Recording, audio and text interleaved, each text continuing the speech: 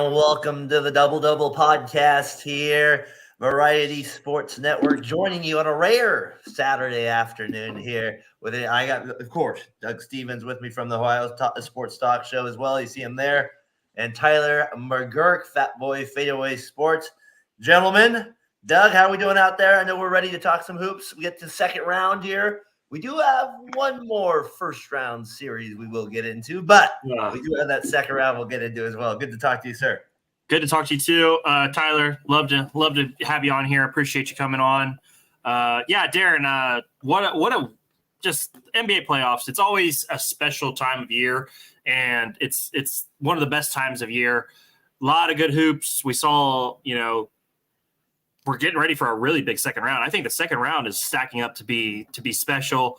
I'm excited about that. Obviously, the Cavs Game 7 tomorrow at 1:00 Eastern. What is that? 10 o'clock your guys' time? Yes. What Sunday morning kickoff. What an insane time for on the West Coast. But really excited about the playoffs. Really excited to talk hoops with you guys. Let's do it. Tyler, I think you said this is your second time on the show here, and you always talk a lot of trash from the sideline, as we like to say. So this will be good to get your thoughts on the show here with it. Let's get right away into tomorrow's Game 7 then. That's the one with it. Paul has been great. Then you have Mitchell gets 50 as well. But like I said, I think this is okay. I've been wrong on a few series. This one I feel like, other than calling one of the first two wins, it's kind of been that grind that Cleveland has a hard time with.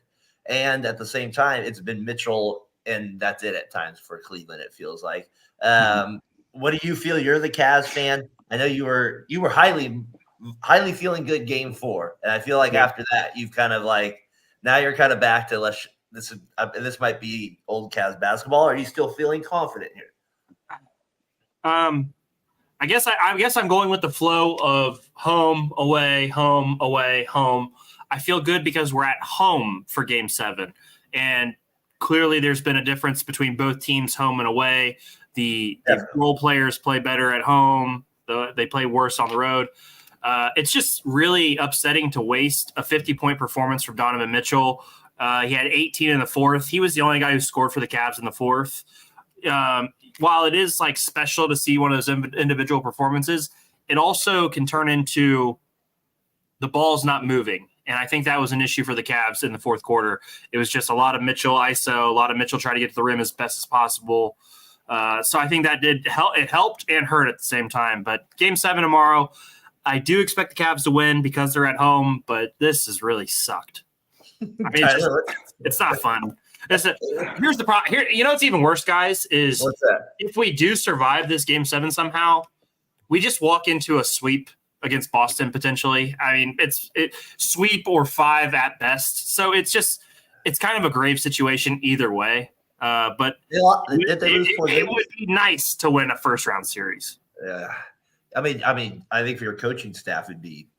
Get these guys out of here. For Mitchell, for any hope of keeping Mitchell, you want to be able to play the Celtics and maybe get an upset there. T, your thoughts, Tyler? It's Game 7. I'm excited for it. I think hit it right on the head with the home role players is a big advantage for Cleveland. Every game that's been at home has been the home team winning with role players coming through. Yeah. Darius Garland didn't play terrible yesterday. I expect him to play even better at home. And then you expect the Zangs and the Karis LeVert to play a little better. And you can't expect Suggs to hit 6 3-pointers on you, especially on the road. And I expect Cleveland to bounce back and win this game. Like you said, I don't expect them to win more than a game against Boston in the second round if they do get there. This is where I kind of disagree again with you guys on this take with the Magic. I feel like I feel like the Cavs in a Game 7, I just throw everything. It's I know the numbers say this, but this isn't your grandma's. This team is not show me any type of mental strength where I'm feeling totally confident in them to kill the Magic, to go out there and to put their foot down right away. If they do that and they get out and they go out and they win, they're off 55-34 at halftime. That would stun me. But I think I'm not expecting that from the Cavs. If anything, I expect them to get off to a 9-point lead and let it go or something like that early in the first quarter. And then we're back to a Game 7 where it's it's a game 7. You know what I mean? Like, it might not be Suns that hit 6 threes, but it might be it might be somebody else that hits 6, and that could go the other way too. But I feel like, but the factor with the Magic that gives me more confidence is Paulo. I mean, this guy's a beast, and like he can get going and can control the game. He took a few dumb shots, and I think it was game whatever that one close game was. He took some 3 without game 5. Yeah, he a total rush shot like fit with 50 seconds left. I think the Magic. I just think that I like their chances in this game 7. I don't hate their chances, Tyler. I mean, yeah, exactly. I don't hate it, but like, what, Darren? What have you seen from the Magic in Cleveland that makes you think that like they've stunk? They can't shoot. They're at home. Yeah, they've been lucky and found their shot for the most part, but they stink. They're not a good offensive team either. Neither are we, but at least we're at home and we have that advantage. These guys legitimately can't shoot at all. I mean, we're not much better, but at least at home, I expect a couple more to go in.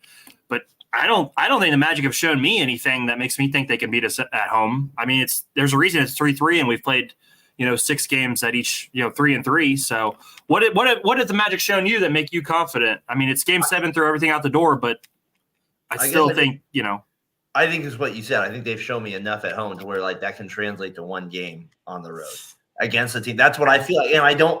And Mitchell, to me, we'll see if Mitchell can. We'll see what it is. Mitchell, can he keep it up and just continue to be awesome for Cleveland? That's does he have one stinker in him? No, maybe he doesn't. He's always been pretty good in these series. But I like the Wagner. I like them to sometimes surprise. They're weird players, and they are. You know what I mean? So I just don't think it's game 7. I guess my final thought would be this. I just don't. For me, it's not as simple. Cavs are at home, game 7, it's over. That's my thing. It's not as simple as that. I'm not going that far where it's over because they're at home. I just think I'm going to give the betting favorite to Cleveland. I think the refs are going to have a heavy hand in this game. And the refs those stunk last night. And because it was an away game. So you thought they stunk. I'm sure the Magic fans thought they were doing great. Like they were getting to the line. I think Cleveland will get to the line. And Paolo's a great player, but down the stretch, I trust Spider to get a bucket before I trust in those. He's been there and he's performed in the playoffs before in Utah, and even in Cleveland last year, he had a good series. So I don't know. I just trust Spider a little bit more than I trust anyone on the Magic to get a basket. Under Tyler. Over under 35 pissed off tweets between Doug and Jordan tomorrow. Is that over? That's an over. That's big over. That's an easy over. If it's even a close game. The minute to minute tweets are an easy over. I mean, they're not positive vibes. You know what's crazy? What's crazy is me and Jordan are shooting texts off back and forth, and we're tweeting in between the texts where we're pissed off. Like it's pissed off all the time. That's but great. To bring it back to reality, in Game 5 in Cleveland, Paulo had 39 points, and we still found a way to beat them. So I mean, I don't know who. Franz has had a couple good games in the series.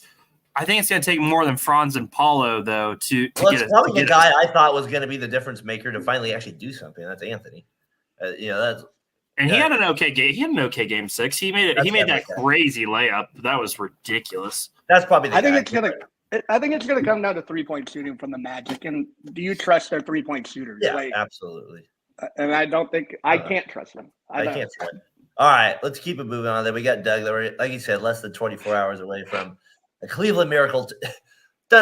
Morning basketball. Cavs and Magic tomorrow for us. 10 a.m. out here. All right, T-Wolves Nuggets tonight. I remember when I did a show with Nico and Jimmy a while ago. He said the T-Wolves probably 4 to 5 months ago. He said was the team he was most concerned about. He wasn't like freaked out about it, obviously, but he said of all the teams in the Western Conference, this is the team that he's always felt like gives them the worst, kind of the best tough, the toughest matchup.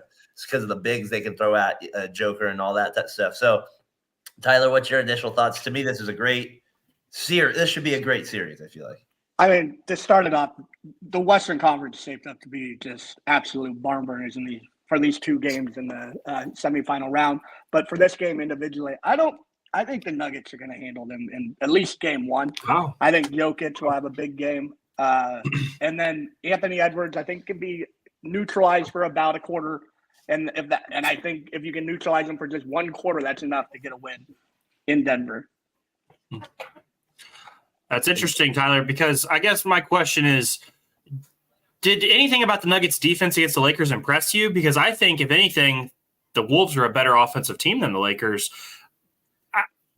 LeBron, AD are one thing, but as a unit, I'm talking about, as a unit, I think they're a better offense than the Lakers are, and the Nuggets were not great defensively. I think that's a point of concern, in my opinion, for the Nuggets, is their defense was not great. What are your thoughts on that? Ladies, I think the Lakers have a better offense. I think You do? They have more options. I mean, outside of Edwards and then Cat, outside of those two guys, I don't trust anyone. And if you can game plan Gobert out of the game, which has been done in previous playoffs, and I think the Nuggets can do that with their versatility on offense. So I think it all changes. That's interesting, because I think the Minnesota, I think they're more athletic. I think they're definitely younger. And more I think athletic. their supporting cast is similar, if not. I mean, I think their defense clearly sets them apart from the Lakers, but I think they're. I don't know. I think I like their supporting cast a little bit better than the Lakers.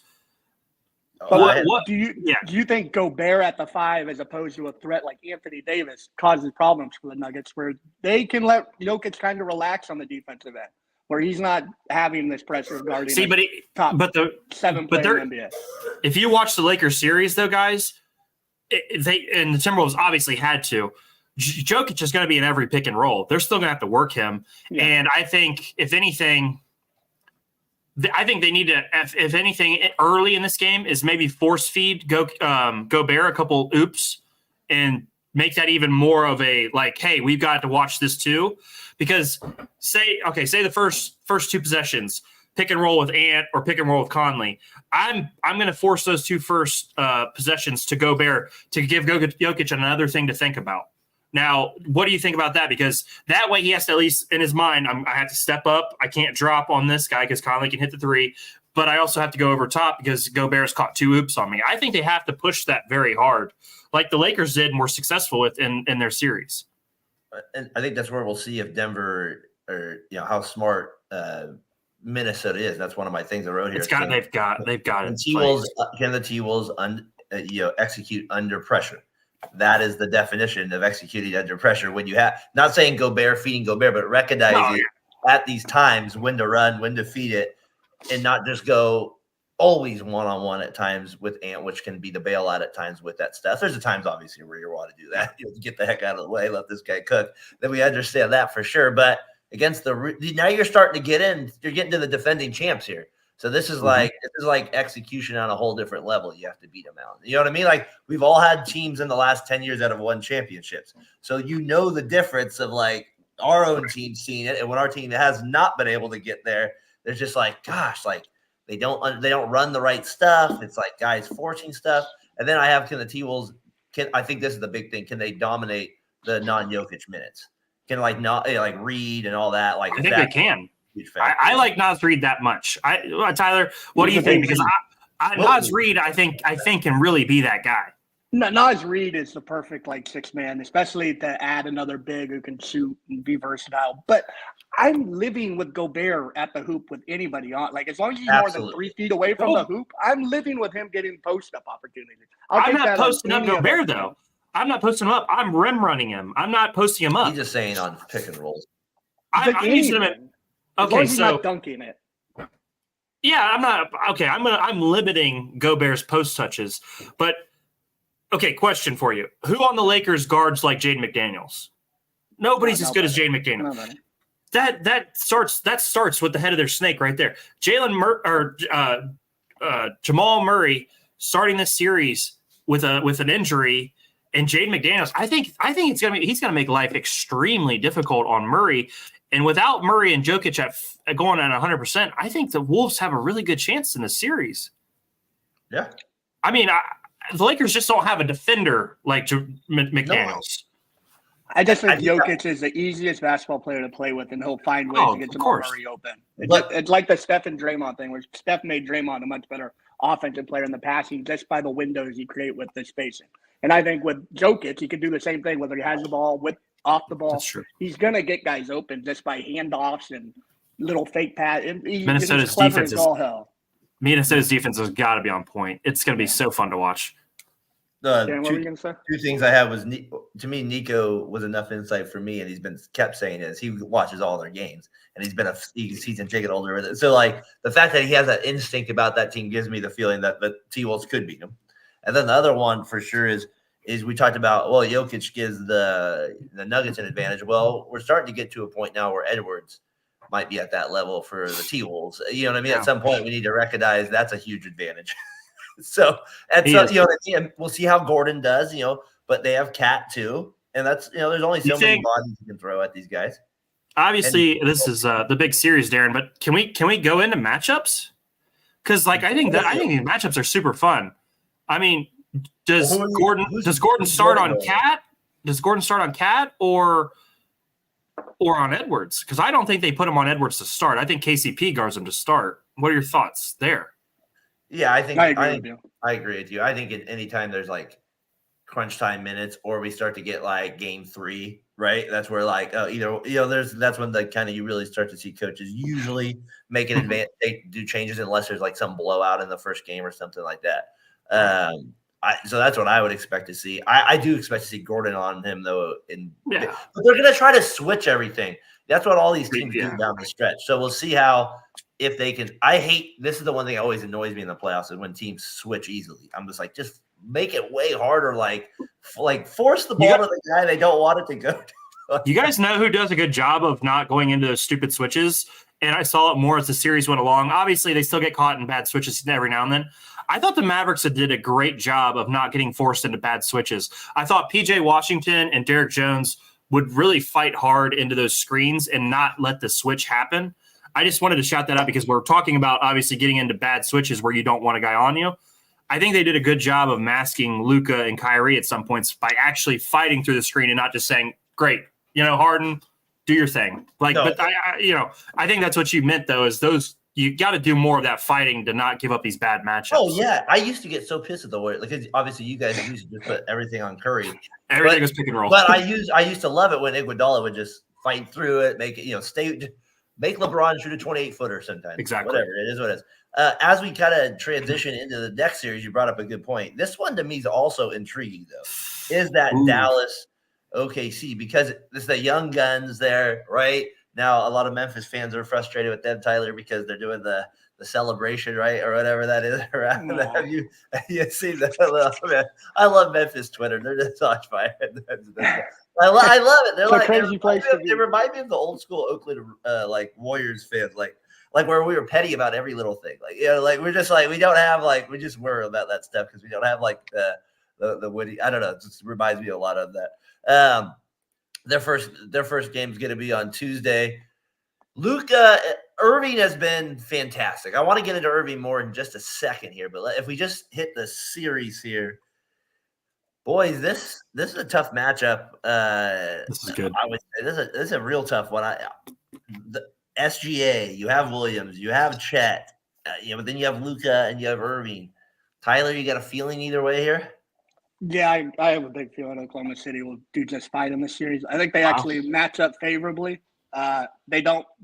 The Mavericks don't have a big, and that's probably the Thunder's biggest issue is a big that can do something with the ball, and they don't have that. Obviously, Doncic and Kyrie are damn near impossible to guard, but the Thunder do have guys in Jalen Williams and Shea who can defend at least a little bit, and it's nice that you have those pieces. And then the role players, I think the Thunder have much better players. Wow. Interesting. Okay. I think I'm going to go the other way. I think the Thunder will handle this series. I'm going to go the other way, Darren. How many games, real quick? You think how many? You think 6. 6. Oh, 6. I just feel this one's a tough one for me. Like the foul trouble, immediately comes out. Like that's the first thought to my head. If I was all right, Chet fouls. Chet, all right, how's that going to play out early? Can OKC is their bench good enough? It's good, but now we're starting to get to a different level here. Can they? Because these guys quickly that were 8 in the regular season. You find yourself you find yourself sitting down very quickly. And when you're making mistakes, right? Mr. Spates did not find himself at moments playing very, very much for the Warriors. So that happens. So I think I have a feeling that I'm going with Dallas to win this one. I think Dallas is on a roll. I think Irving is really feeling it. So I'm going to go Dallas in 6 wins this. I'm with you, Darren. I'm going Dallas in 6 also. As much as I like the pieces on OKC, I think there's going to be a lot of pressure put on Chet to be fantastic at the rim. Oh, yeah. And as good as Luka and Kyrie are at passing, I think they're definitely gonna try to pick that apart. I do have some hesitation though, because Maxi Kleba is going to be out, and I thought he was going to be very helpful with the spacing and everything like that in this series. But to me, I think Kyrie and Luka are clicking right now, and that move was just absolutely absurd. That double crosser. Watching Daniel Gafford's face, like he felt like he's had seen something he'd never seen before. Like that's the kind of face he made. Like look at him. It's just these guys they have good defenders. I think the Mavericks are really set up well to at least give Shea some problems. PJ Washington is a good defender. Derek Jones is super athletic. He's a good defender. I think they have some opportunities. They have guys off the bench that can, at least have some minutes on them. They're going to need Jalen Williams is going to have a big series for them to beat the Mavericks in terms of scoring, in my opinion. And Clara, shout out here. Clara, I think he's the guy's name everybody will know by the end of these playoffs. I hope everybody should know his name. He's a damn good player, but he's going to have a big scoring series, in my opinion. Absolutely. Do you think he will? Who the thing that's interesting to me is Dallas defensively on OKC. Like that, like I'm like, okay, who's SGA, like who and vice versa. Like, is it like who's guarding SGA on Dallas and who's going to be consistently guarding? I would assume you guys can correct me if you think I'm wrong. I would assume Derek Jones will start on SGA because of the speed and the quickness and his athleticism. That just seems Really? I thought he did a damn good job on Paul George. He did. I think I will see SGA is a little different to me. Of course, but he's their most athletic player. He's that kind of stuff, and I think PJ Washington's a little bit bigger. So I would assume it's going to be Derek Jones to start. That'll be that matchup to me. He gets SGA. Like I got the last couple of months, I was like, all right, he's just been awesome. I need to check in. His 3-point to elbow game is as good as it gets for a player now in the NBA. It really is. It's like there's just not many guys that play like him. I don't feel like play like he's under control. And it's kind of like Tyler. It reminded me when we did that look back at the Harden 2015. Like remember how Harden was like way more under control at the 3-point line to the elbow, and like he didn't like overshoot. He shoots more, but that's kind of what he reminds me a little bit watching him this year. Shea plays like a 35-year-old almost. Like with athleticism, he's crafty. He knows how to get to the rim. He knows how to draw a foul. He's pump faking everything. It's just a sight to behold, like the way he plays for someone who's so young. Before I go to Pacers Knicks, I wanted to bring this up because our guy Savage over at 3 the Hardaway kind of this morning. I didn't have time to like tweet anything about it. Tyler commented on it about Irving being a top 75 player all time. I don't know how I feel about that one. That one I feel like I have to really really think about it. Like I look at his stats on the core of it, and they're good. You look at the games played, not good. But he does have the championship. He has the game-winning shot. So I don't know. Like it's curious. And then Tyler, obviously, our boy Clay's not on it, or like he obviously wants to be number 76, as we said on there. So I don't know. I just feel like where you sit with that, Doug. Do you think this is an easy? He should be in over AD or Dame or maybe somebody else you have? I saw some of that conversation back and forth between Tyler, and Tyler brought up the individual accomplishments. I guess the question turns into, is it top 75 resume or is it top 75 player? Because it's a top 75 all time, right? Like whatever you are in your decade. So I feel like it probably brings in, if it brings in resume, then I don't think Kyrie makes the top 75. No. If it's just like individual talent, then yeah, he's probably top 75. What's his resume lack that Damian Lillard, who's on the top 75, have? Games played for me. All NBAs probably. Stuff like that. I guess I just go off what I see. As soon as he went to Boston, he fell off the earth. The problem with Dame is consistent. Yeah, but Dame has been consistent. He's always played. Kyrie, something could happen tomorrow, and Kyrie would disappear. I mean, he did that. I mean, he did it. He's done it. He did it to Boston. The one thing, the whole COVID thing, that was ridiculous. He got the bad rap on that one. That was that's true. That one did, but before that, even with the Celtics, he disappeared. But he had that great little start with them, and then things got weird there at that meet where he's like, "Well, I'll definitely return. I'll be a Celtic for life." And then he didn't return, and he still was okay. But then he, like you said, he kind of disappeared from the team. The team made an Eastern Conference Finals without him. But it's a weird thing because then a lot of teammates say they like him though. Well, I mean, he's probably a nice guy. So you look at it like that, and it's like, but I just don't see top 75. I don't see. Give me Kyrie Irving or David Lillard. I'm taking Kyrie Irving. I think he's better than Dame. I think he's better than Dame.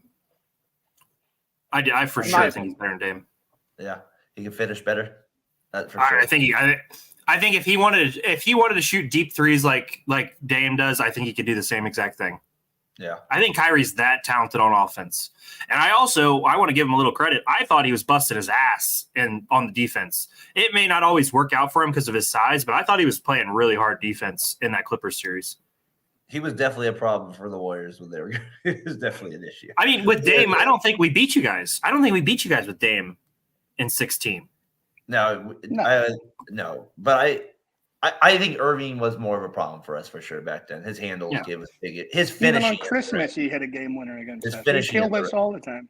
And Dame's killed us too many times as well, but but Dame has never had LeBron playing with him either during his prime. So that maybe helps a little bit too. Just to be fair to Dame a little bit. If he had LeBron by his side, that might be a little bit of a different look as well. But here's the thing, Darren. LeBron didn't choose Dame. He chose Kyrie.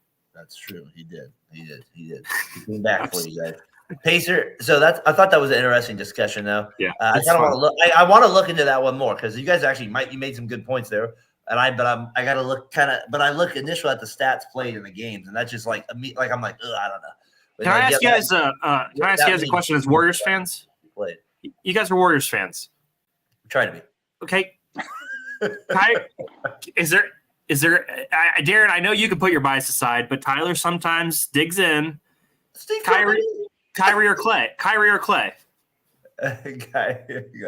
I'll definitely take Kyrie. Tyler? I'll take Clay. Can you explain why, though? It's harder to find a 6'7" guard who can play guard 1 through 3. Yeah, and hit threes at the rate he did. Yeah, absolutely. Okay, at the rate he does, sure.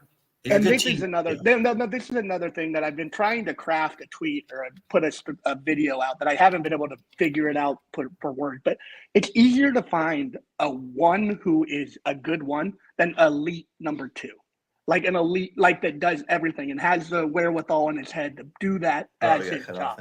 You are going to defend the best player, and you're going to shoot whenever you're open and hit threes, like that, or do whatever you have to do as the number 2 guy. I don't remember Clay guarding LeBron, Tyler. He tried. I mean, I'm just kidding. I'm just kidding. I'm just kidding. I'm joking. LeBron's going to own anybody. Is it close? Is it close for you, Tyler? Is it close? Yes, I'm not even upset if you take Kyrie. Hey, what do you guys think if they took AD and Dame off and put those two on that? AD, I do think should be on there. I think. The way he plays defense sometimes is just so insane. I think a lot of people underestimated his year this year. Still, that didn't watch. Oh man, he was really damn good. All right, I want to keep it moving here. Pacers. Yeah, Knicks. sorry. This one, this is what we think of the '90s, right? We immediately go there with our '90s thoughts with the Pacers Knicks rivalries. The choke right there. I think I actually have it in the background here somewhere if I can get it. Please put it on. I'll try if I can get it on there. What do you think of this? Brunson to me just continues to be. Wow. I don't know. The guy continues to blow my mind. I'm just this guy is a freaking nature. This guy, he's this little guy. Those damn lefties sometimes they're just they're very crafty. They get to their spots and Hart, and then you have DiVincenzo. He was shooting those free throws. I'm people forget how clutch he was in college. I'm just saying that mindset of him is not shy. He's not afraid. No. He wasn't afraid to take shots ever in a big time moment, even though sometimes you didn't want it, but he wasn't afraid to do it. And then to me, the two underrated parts of the Knicks, I said this going into that series, and I still think the part where I think they could make a finals run, especially if Porzingis was out, that underrates them is Robinson and Hartenstein. These are not the worst bigs to throw at you. They're different. And so I don't know. I'm starting to like the Knicks. I liked them, Doug, before going in, but I'm liking them more. What did you kind of make of that? I know I'm gonna get into the Sixers and that a little too with it, but what do you kind of make of this kind of series? I like the series. I like the matchups. I like the point guard is going to be fun.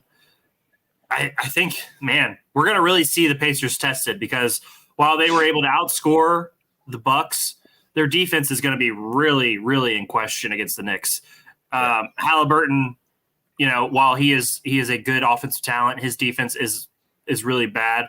It's going to be interesting to see where they hide him and put him on, I'm guessing, McBride and try to maybe try to have him chase because you can't put him on OG. OG's too big. It's going to be interesting where they try to put Halliburton in these scenarios. And then Brunson. Yep. Can they make Brunson work on defense enough to wear him out? Because, and Tyler, I'm going to ask you an individual question after this, but Jalen Brunson, it's getting to the point where you're like, is this guy top 15? Is he top 12 in the league right now? Well, we both had him second team. I know, but we had him 6, I feel like. Don't you feel like that? Because we both kept him. Really close. He's really close.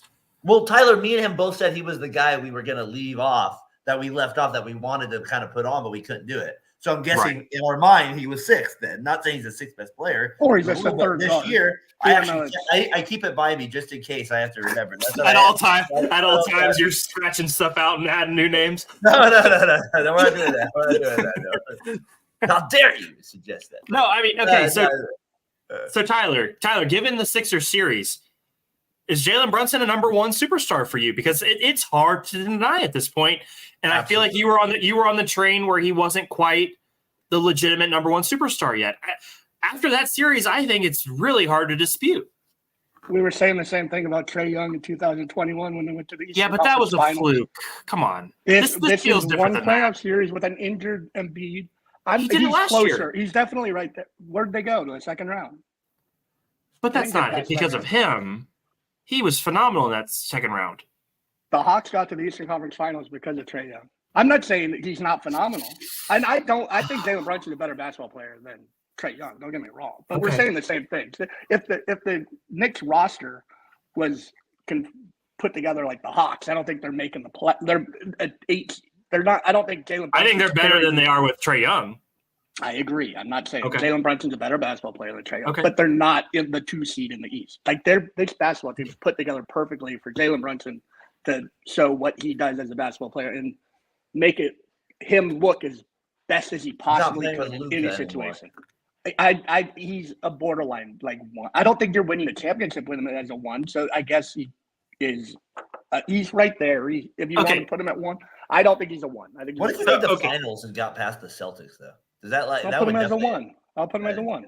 So wait, okay, is that the only way you put him as a 1? Because if he goes up against the Celtics and what gets him to 6 or 7 games, I don't think they could beat the Celtics if they had Randall in a full roster. That seems like an uphill battle. Randall might hurt him in a series like this. I think it would hurt.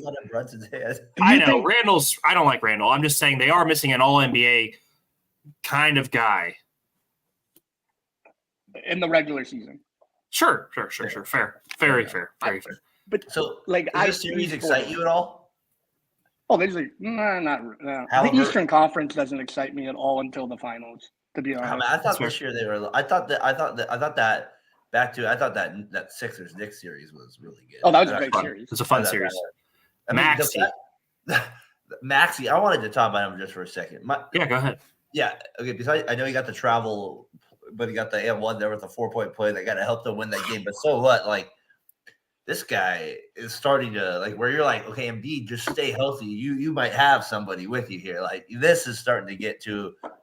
I don't know. He's like we talk about Jamal Murray. Why can't he be that or better? You know what I mean? Like he can easily play off Embiid. So I think he's just getting scratching the surface. I mean, he's this young and he's that confident in the clutch moments. I don't know. To me, this is a scary time. If I'm Boston, this might be the guy you're gonna have to worry about, like going head to head with Embiid. If you ever have a healthy series, that's what we could get with him one time. So, and with Tobias Harris's contract coming off the books and Philadelphia able to afford max player, it's going to get interesting if they can get a guy. Tobias to the Warriors. What with no, wait, please, guys, no. quick question for you and I know this, I know he's coming off a bad series, but he's still a really good basketball player. With Ingram not getting the extension and Tobias going off the books in Philly, does Philly make a run for Ingram to be that third piece for them? That Maxey, Ingram, and Embiid, that starts to be interesting, in my opinion. That would be a good line. Very nice. Especially you can keep Oubre. Has Oubre changed anybody's mind? Because I thought he played. He has played better. Him in the playoffs, I thought was really, really refreshing. I thought he played good basketball. He definitely focused on his strengths. Like compared to when he played for the Warriors to what I saw this series, I was like, my God, where did this guy come from? I take this guy on my team. I do think more than Ingram though. He's a great player. That would be if you get him good. I do almost wonder if like a Gordon-esque player would be more up there. Like would that benefit him more? A little, well, just somebody more defensive minded, like just a little bit more like than like because you have Maxey and Embiid that are always like you want them touching the ball most of the time. Do you want Ingram off the ball, getting too many touches, or feeling like he's not getting enough of the ball? I don't know. That would be the only thing I would think about. I mean, obviously you can get somebody like that. You get him. I like that, but is there any other Aaron Gordon types in the league? Like he seems like he is the absolute perfect. Probably that guy. I get his name escaped me on the Pacers. Maybe somebody like him. Maybe kind of. Oh, his name's Obi Toppin. No worries. No, Bryce Brown. Yeah, his name's Obi Toppin, dude. It's okay. Get that. So the Knicks, they good series ahead here at the Pacers. They play that 6 games, guys. I'm gonna say Knicks 5. I'm gonna say they sweep them. Whoa. I'm going to say 5. Okay, gentlemen's sweep. I think gentlemen's sweep's more fair than. I think Halliburton and Siakam get hot for a game and take one at home. So I'm going to say 5-2. I'll just be an a-hole. Let's say Pacers fans good out. We got Knicks in 4. We got that. All right, hey, how about this before we get to news and notes? Clippers crumble, Lakers blame coaches, Suns fall flat. Yeah. They all exit early. Kind of on this whole agenda. Any of the playoff, we talked about the game, the series that kind of were. This is our kind of time to talk about what it was before that. Put a wrap on that. The Clippers won. Like I said, thank goodness I kind of bowed out of that at the end of the playoffs there. Total pathetic. 4 players like that, you can't win a series. I don't like that. The Lakers, they fire the whole staff, and then the Suns fall flat. A complete rebuild. I don't know. What do you think of that, T? Anything stand out to you? I mean, the big time stars all exit early. It's actually a good thing for the NBA. It builds these new stars up. Say Doncic doesn't really need a push, but I think this is going to be a great playoffs and having all these big time stars out is good for the NBA. As far as the Lakers, I don't know. This is a question for Doug. How much you put on? Is this the LeBron effect? Is it like how many great players have gone through this many coaches in their career? It just seems like a weird. What are your thoughts on that? I'm with you. I mean, he's a coach killer, and that's just what it is. I mean, it is what it is. I mean, he's a coach killer. Should he be the next player coach? Like the next one? Like should he get? I think he should do it. I mean, by the way, it's JJ Redick. You guys, I mean, you listen to those two talk basketball, and you're like, "Holy shit!" There's so much I don't know about basketball that these guys have just knowledge of. I think they might give JJ a chance, and LeBron now. And LeBron feels like he already feels like a player coach. He's always felt like a player. I guess my question is though, as much as we criticize and we say that. To me, I still feel like LeBron pulling the strings is near as good as it's going to get for the Lakers. Does that not click for you guys? Like him making the decisions on the court and everything is with the roster they have. Is that not as good as they're possibly going to get? I go ahead to you. If they didn't have to play the Nuggets, they would probably be in the second round. I think they would have been better off keeping Ingram, James Vanderbilt. Really? A couple other guys. Why, though? I mean, Ingram's better than anyone they have now. Yeah, but they wouldn't have gotten LeBron. Yep. An AD. They wouldn't have gotten AD. They wouldn't have AD. But I think that probably wouldn't have been good. Them better. I think it would have been better. Lonzo? This isn't working. Lonzo. They would have kept Larry Nance, Ingram, Lonzo. No, I think they should have done the trade. The trade is perfect. No. But I think that what I'm looking at, Vanderbilt, they wouldn't have had D'Angelo Russell. Vanderbilt's hurt. They had Vanderbilt. This is the end of LeBron, though, in terms of like. Oh yeah, he's got to go. He's got to go to the East. He can't win in the West. No, I think he's done out Story here. of his career. Yeah, there we go. So out to the Hawks. Can he play the Hawks again? And the Hawks and the Raptors. Can we keep playing the Hawks and the Raptors? DeRozan, how many times can you kill him? No, I just think that one, but I think the Clippers one for me still was. I don't know that one, and then I threw in there. We talked about a little bit, but because they were about to be eliminated, Suns. I mean, I don't know. I mean, we had DA on. It was interesting getting his takes on that with it. He said the inconsistency, and I mean, like you said, just when you have 3 stars like that, I love looking back at like the people that bookmark everything, and they're like, our offense is going to be tough to stop, or like like I don't. So that's just kind of funny. It wasn't tough to stop. No, it's not. So. All right, news and notes here. Can I ask a question before we move next? If you're the Magic, do you go all in on bringing Paul George to pair with Banchero and Franz? Someone of that ilk. Do you go in for it, or do you let it ride and hope somebody develops? I think they're like one piece away, and if Banchero could maybe take one more step, I'd be super worried going forward with the Magic. They're like one guy away. Depends how many years George wants. I wouldn't give him like a max 5-year, 300 million. If he wants 3 years, 150 million, I'd do it. So you're open to it. It depends on. It depends on the years. I'd go with the short year guy But do you guys think the Magic are a step away? I feel like they're a step away. Oh, I made a video saying if Malik Monk was on the team, I think they could make the Eastern Conference Final. Like, I think they just need one scorer. Malik Monk's a Cavalier next year. We can't. I don't think we can afford him, unfortunately. But hell of a player. But I mean, Darren, how does that feel? I mean, they're like a guy away. That would probably help them quite a bit. They could sign. I'm just saying. If you get Donovan Mitchell from your Cavs, and him and Paulo and Franz would be fun. That would be super fun. No, we talked about Clay out here, but I think they need somebody younger to really kind of get that jolt. I feel like they need a little bit more than Clay. Monk still feels like an Orlando signing. It's not. Yeah, I need somebody. It doesn't have to be a star, but it's like somebody else. That one doesn't do it for me, Monk. So I gotta look into that. But I agree. They do need another big guard there. I see PG-13 going to the Sixers. Ooh, I kind of like that. That. Oh no, I want him back in Indiana with Halliburton and Siakam. That seems like fun too. I like fun. I just want fun next year. Because the Cavs are going to suck. Donovan's going to be gone. I want fun. Fun. When you're like, what's like a Giants baseball? Fun. We got that one. We got Beverly says he vows to be better after another fan incident. Suspend him for the first half of the year. Nick Wright, Giants, 49ers lover, as a lot of people know out there. He did have a little 3-minute thing on Beverly. It was probably one of his best things he's ever done, actually. He kind of explaining Beverly's situation over his whole time. He says he will not talk to media members that are not subscribed to his podcast. Sure.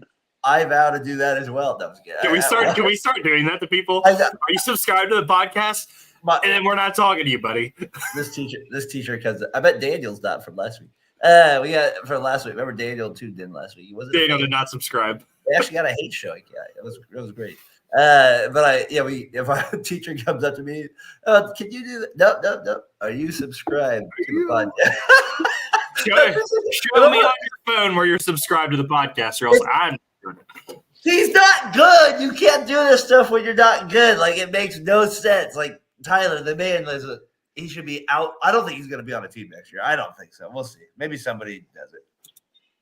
I think he's getting blown out of proportion. I think he's suspended. He hit 2 fans in the face with the ball. Tyler, just because at the rec league you could throw the ball at whoever, that's not the same. Just a nice chest pass. He hit that lady square in the face for no reason. He didn't try and hit the ladies. He wasn't even talking to her. He chucked it in her face. He should get 20 games. I don't think he should be kicked out of the league. I don't know. I've seen a lot worse. Did you say 20 games? Because I thought it was a 4th of the year. I think it should be a 4th of the season. You said a half just before. Yeah, sorry. I think 20 games. Okay, I'm with you. He deserves a suspension. He's subscribed. Well, thank you.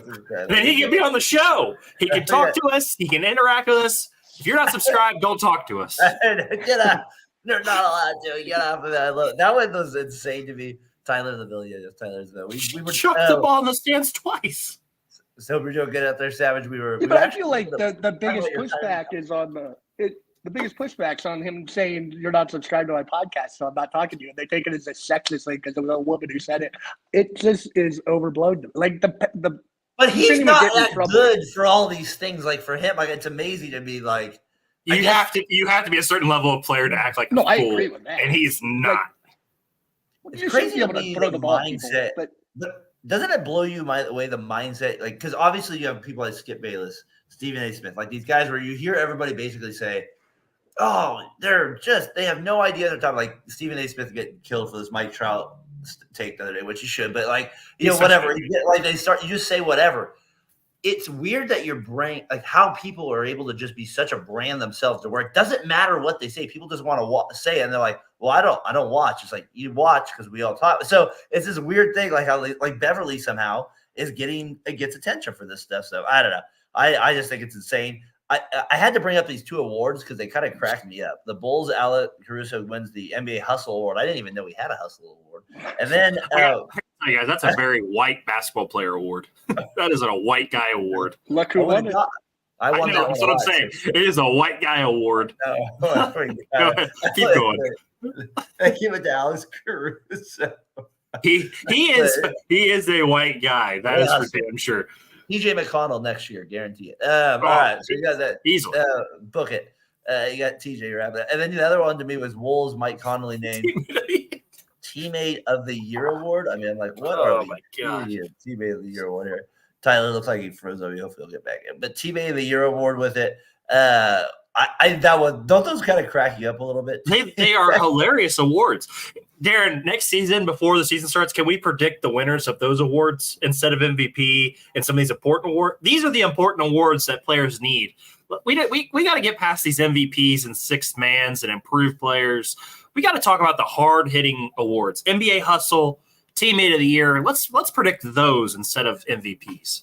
Lefty of the Year. Jalen Brunson would win that every year. Jalen Brunson would win Lefty of the Year every year. Mid-range jumper of the year. We got that. Yeah, we got like award. Like, start getting to that point. I mean, let's start making our own awards. Just tallest guy in the league. I just feel like it's really unfair though, because there's a lot of good seventh man out there, and I feel like they should be rewarded for. There are some really good seventh men. You're not wrong. Like I get you're joking, but you are not wrong. There are some good seventh men out there. This date in NBA history with it, 2015, the Warriors, Stephen Curry is named. There's not too many when I looked it up there. That wins the MVP, his first Warrior to do it since Wilt Chamberlain in the 50s, 60s. You get the point there. He was the first one to do it. Great moment as a Warriors fan back then. That was great. You're like, man, we actually have a player that is going to actually win an MVP for it. Like that was it was like actually kind of surreal to actually think about. That we would actually have somebody that capable of doing it on our team. So we got that. And the other one I have is Charles Barkley at the bottom here. I'll get it up on the stage. He goes off on the Warriors, 1994. Barkley, first shot of the game. And I remember the one thing I remember about this game was there's two memories I have about this game. So I would have been I would have not quite been 10 yet. So I had a two-story house, and my dad wasn't really he never really talked about basketball. He was more of a baseball guy. But once in a while, we try to sneak down, me and my brother, to watch like whatever he was watching the end of the baseball game. And he was watching the end of this game, in which he never watched basketball. And so I can remember me and my brother vividly watching the end of this game in overtime and just him killing us in the game and the announcers talking about it. So for me, honestly, this is always an interesting memory for me because it's kind of one of my first basketball memories. Like watching the game, because the way that we had TV growing up and that stuff too. And so obviously he beat the Warriors, but I wasn't like a Warriors fan at that point. I just kind of was like rooting for my Bay Area team and kind of learning about it. So this one always was kind of crazy to me. Don Nelson, not a good strategy, not ever wanting to double team. So not I was going to say, in none of these clips is he drawing a double. He is not. And you will not see that in this game. He does not double team at all with it. Tyler tried to jump back on here with it, but Tyler, do you remember that? I was getting it up on the screen. Charles Barkley getting the 56 points against the Warriors. Obviously, right there. Remember in the playoff game, they eliminated the Warriors with a sweep. But so I would say that's one of my first basketball memories there. That one with that. So those are this date NBA history with those ones. Doug, you were going to say something there? I just, as you guys just a little bit older than I am, so you got a little bit more recollection of the Charles Barkley days. his game was just super complete. Like, obviously the 3-point shooting was not fantastic, but he had a midi. He could get to the rim. He could rebound. He could do a little bit of everything. Yeah. Every time I watch his highlights or go back and watch his games, I come away with it being like, this guy might have been the best player to never win a title. And it sucks that he never got one because he gets made fun of on TNT and he's kind of, the comedy relief now. But this dude was legitimately incredible as a basketball player. Yeah. Like if KJ doesn't choke away the finals, they could have been champions against the Bulls. KJ was terrible in that series. But just your guys' thoughts, because I always keep coming back to this. Like, Charles Barkley was so damn good. He was. He was unbelievable. He was my favorite player as a kid because the Warriors were offering me Chris Gatling and I guess prime with Charles Sprewell before he choked out Carlissimo. And Barkley was he was the first 3-level scorer that I can remember where he was just bomb. I mean, the 3-point shot, like you said, was he was he's a low third shooter, but for his game, that was impressive. For a 4 in that era was unbelievable. Yeah. He could actually go out there, and then his mid-range game and his post game for being 6'4" was unbelievable. And then his rebounding was the best in the game outside of Rodman. So he did so many things so well. Yeah. While being this weird stature and played hard. It's kind of like was kind of like not always played hard, but was kind of played with a vicious when the big games were there, if you know what I mean. Those Suns jerseys are those old Sun jerseys are nice. Top notch right there with it. All right, NBA trivia here with it. Who am I? I played 13 NBA seasons, 6 teams from 1989 to 2003. I was a one-time All-Star and was the 1994-1995 Six-Man Award winner. Anybody want to take a little hint on that one? Maybe not. You don't have to. I can give Glenn Rice. Huh? Glenn Rice. Not a bad guess at all. I just know he's in that draft class. He is in that draft class. Tyler, no shot at that one. So I think I'm going to hit number 2. I made an All NBA team one time, 1996-97, and was Baron Davis' teammate his rookie season. That might help a little bit, giving you a little bit of idea where he played 13 NBA seasons with it. I think hit number 3, I am most known for my time with the New York Knicks. Larry Johnson? Not Larry Johnson. No, he was later. He was best known for his time with the Knicks. Yes. His time with the Knicks.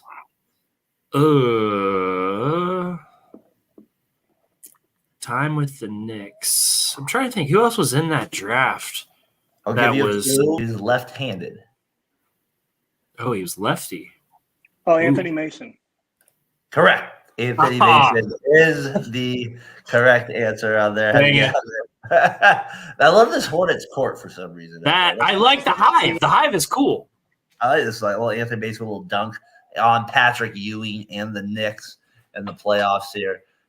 Anthony Mason. I always like those Charlotte teams were always low key.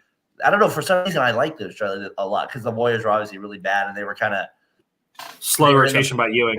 They were in the playoffs every once in a while, so they got in there. So I was like, I'll take them in there with it. So Anthony Mason, our NBA trivia. Tyler, the left-handed, gives it away. I'm assuming they're at the Knicks.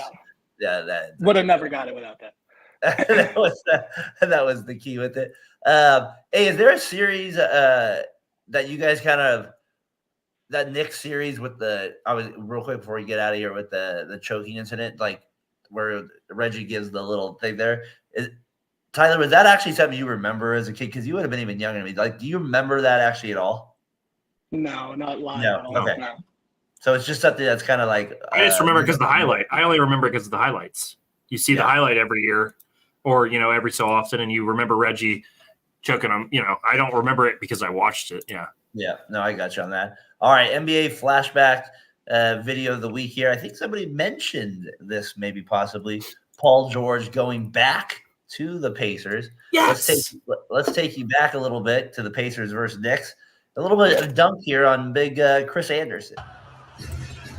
Here comes George, got the step and stuffs one move and counts in the foul. Oh my God. LeBron James with that quick step. Oh. A sensational move. I thought Paul George was going to change basketball. He was so damn good in Indiana. Paul George Out of Fresno State. gets the step on LeBron James. The Birdman is just a little bit late, rotating over. Wow. And Oh, I gotta see the one more time. Just a quick play. LeBron's got to slide his feet George down. got the step and stuffs one move and counts in the foul. Oh, yeah, that was a nice one, Paul. We'll give you that. But I thought that was funny. You guys brought up his name. I was like, oh, that's what I got on the video. Look at Ian Mahimi. Ian Mahimi just playing in the dunker spot. Chris Anderson. Yeah, serves it up. Serves it up on that one right Did there. you Did you guys think that about Paul George though when you watched him in Indiana? You're like, this guy could change the game. Like I this thought. guy. Well, I don't know if he.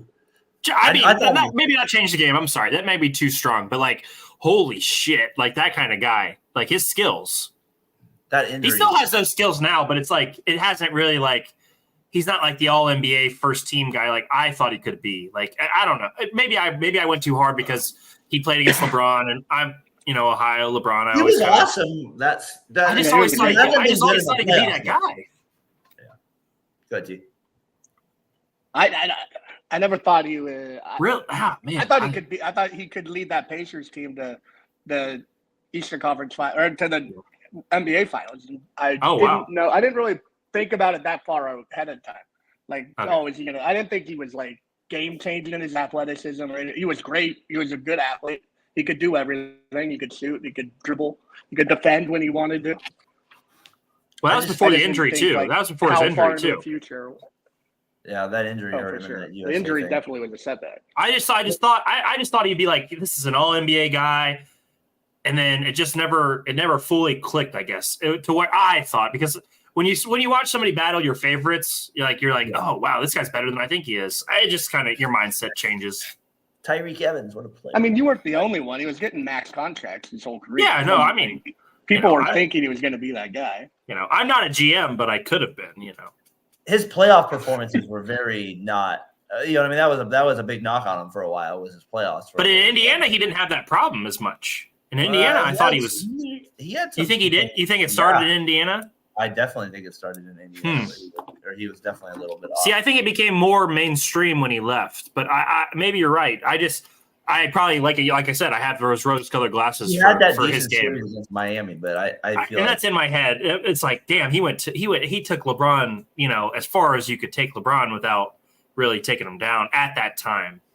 He wasn't Kawhi. He wasn't Kawhi for the Spurs, but obviously he was, special. Yeah. No doubt. But he also was playing around a group of role players, which made him stand out even. Like he had this team of like David West, Roy Hibbert, who was Teague. Like it just, so it made him stand out even more, and they did enough to keep them in games. I'll take a full circle back to Jalen. Yeah, I was gonna say, geez, we really tied this together at the end.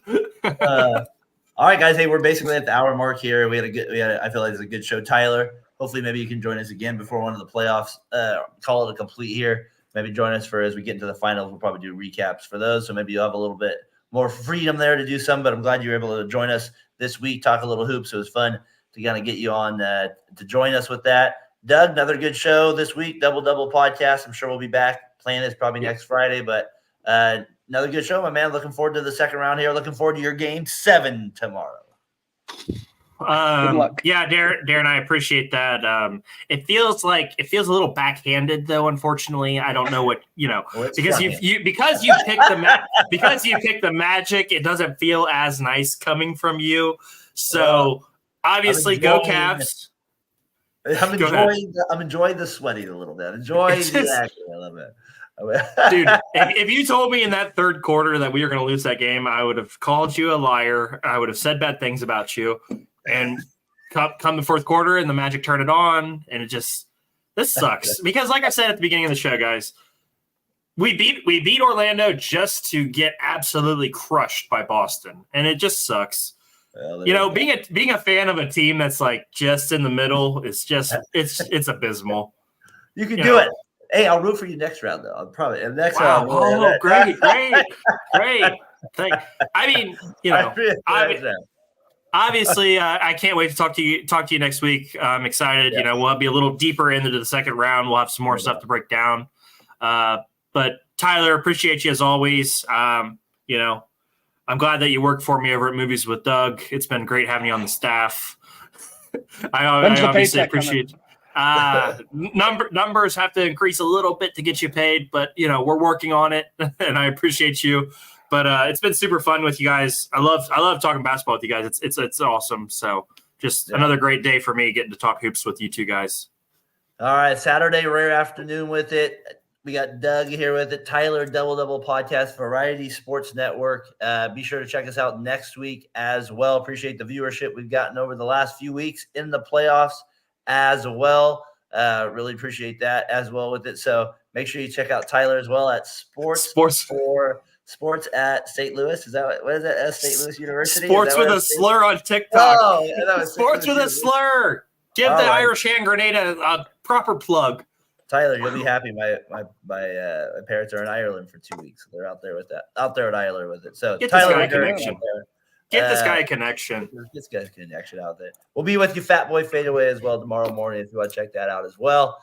Be with it and check out the shorts we have as well. Tyler's doing that as well with that. So we're trying to pick that up. Good job, Tyler. Good job. The Departed, hopefully at some point. We'll see you then. So and just like that, we are going to depart right now. So for Doug Stevens, for Tyler McGurk, I'm Darren Breyer.